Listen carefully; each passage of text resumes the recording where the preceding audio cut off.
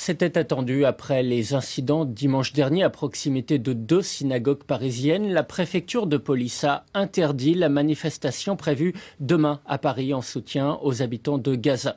Les associations pro-palestiniennes dénoncent une décision politique. Elles n'entendent pas en rester là. Abdel Choudi, Colette Zagaroli.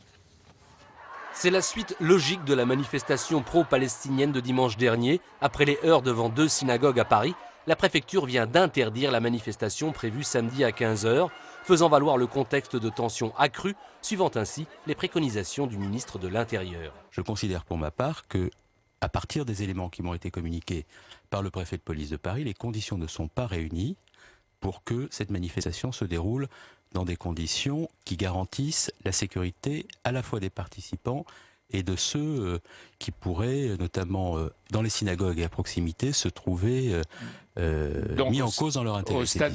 Suite à cette interdiction, les organisateurs, lors d'une conférence de presse, pointent du doigt la responsabilité de contre-manifestants pro-israéliens. Lorsque la manifestation a été annoncée, notre manifestation, la Ligue de défense juive et d'autres ont appelé à un rassemblement à côté du point d'arrivée de cette manifestation en provoquant énormément de manifestants. Pourquoi ? Pour qu'ensuite on puisse dire, ce qui d'ailleurs a été le cas, qu'il y avait eu des heurts aux abords de synagogues, ce qui laisse sous-entendre que c'était des attaques antisémites, parce que pendant ce temps-là, on parle d'antisémitisme, on parle de ça, et on ne parle pas de ce qui se passe à Gaza.